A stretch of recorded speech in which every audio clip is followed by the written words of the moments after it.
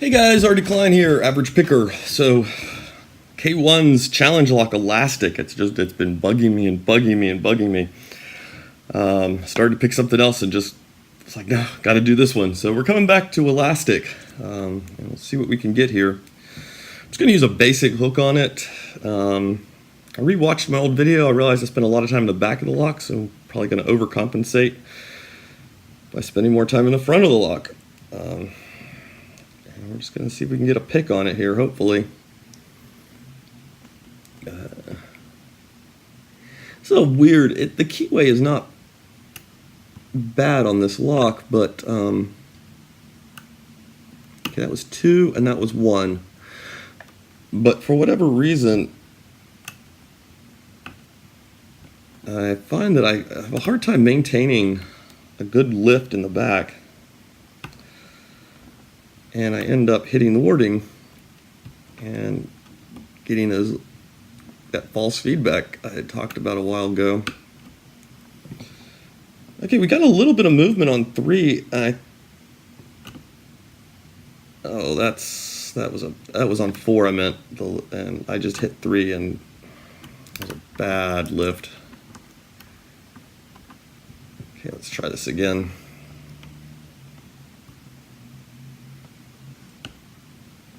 Okay, there's 2.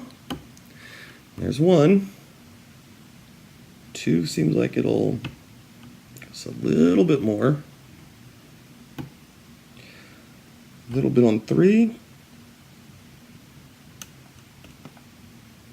There's that bad lift again. Okay, I'm going to leave it alone for a moment. No, I'm not. I can't do it. Let's try again. So 2, 1.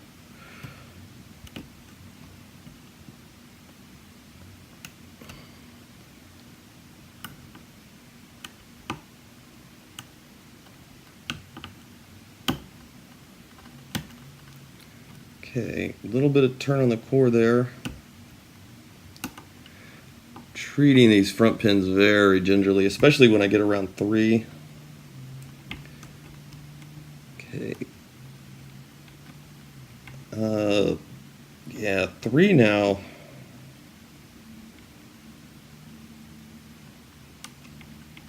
3 is up.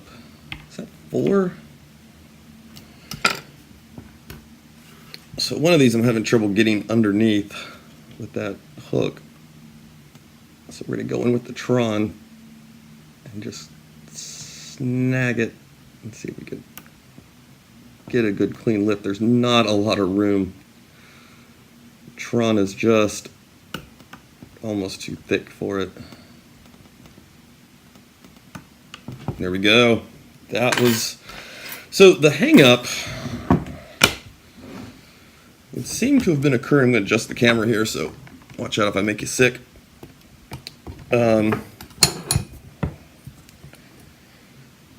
hang-up appears to have been happening around 3 or 4.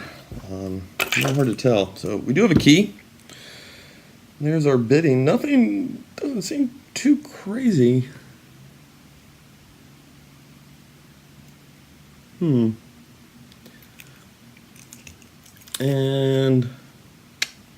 okay, one's elastic. Works really smoothly, guys. It works smoother than if you saw a lock that looked like this, you would think worked, if that makes sense. Because, you know, it is a bit worn looking of a lock. Well, you know, let's face it. Doesn't look brand new, but man, does it turns very smoothly. And no C-clip, haha. Yay. I just got that screw off track or something. There we go.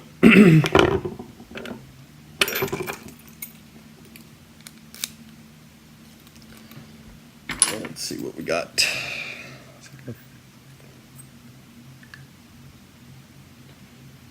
Where's my other good follower at? Yeah, this one is a tad too big. That one's too small. Oh, there it is. Guys, again, right in front of me.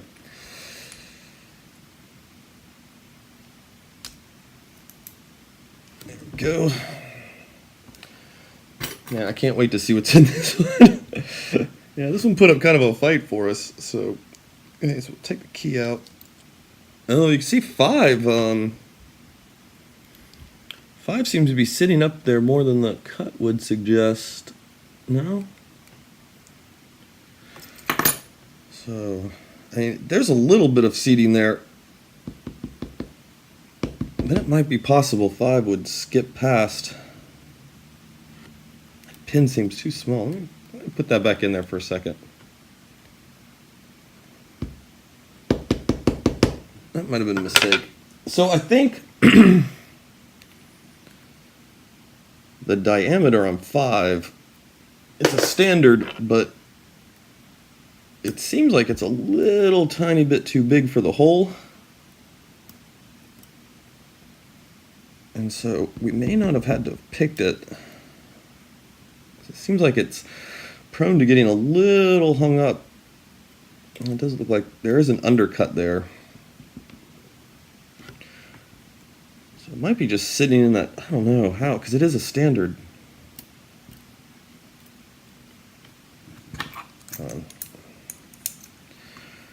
I just dumped 2 pins at once by accident. I just want to make sure I got the bitting correct. Yeah. There we go.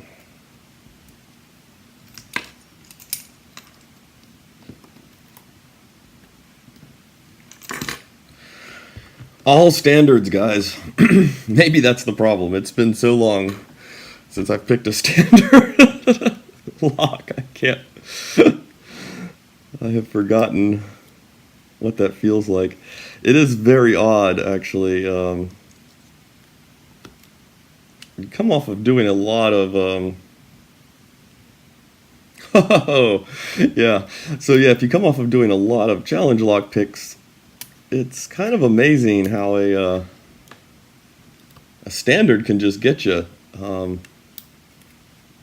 You get kind of used to having all that extra feedback. And, oh, yeah, okay, that's, 4 was definitely our hang-up point.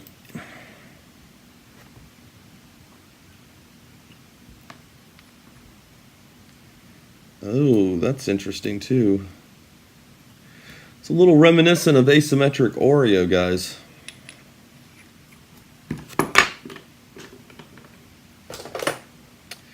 And let's see, we've got undercutting in 1, threading in 2, 3, and 4, and undercutting in 5. All right, let's turn the camera around and let you guys get a good look at this. Okay, so you can see really nice threading there on 2, 3, and 4. And we've got our undercuts going on 1 and 5. Let's just probably look upstairs here. Doesn't look like anything's going on up there. And that doesn't look tampered with. So you can see we've got all standards as key pins, but then look at this guy. So he's got this couple gouges, and we've seen that kind of work before on asymmetric Oreo, and that makes for a pretty neat lock because you can basically give it a shake and sometimes get a good pick, or sometimes you can get a really hard pick out of it. And if we look at the 5 key pin, or the 5 driver, he's the same way. We've got these kind of asymmetric cuts going on in it. Now, in this particular last pick, I don't know how much in play 5 was. Because when I removed, if you guys remember, when I took this guy out, he was pretty much sitting just like that. He will go in further if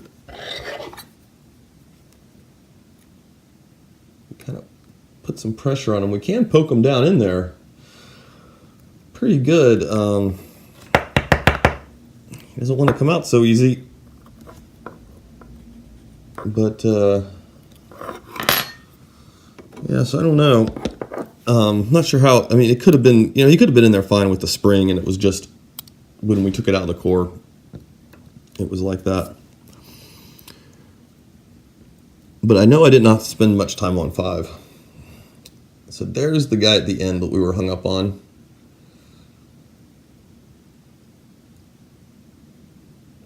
Number 5 driver. And then we've got a spool on 3.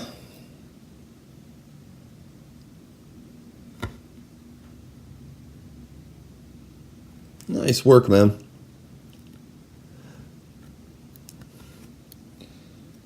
And some crazy good serrations, just big fat ones. To bite in well to that cutting on 2.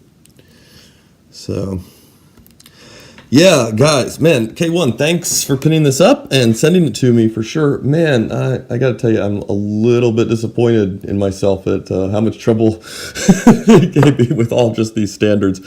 I was kind of sure I was going to find something, I guess, in these two that was designed to overset easily, because especially 3, I found I kept wanting to overset, and 2 seemed like he would pop up in there pretty good as well.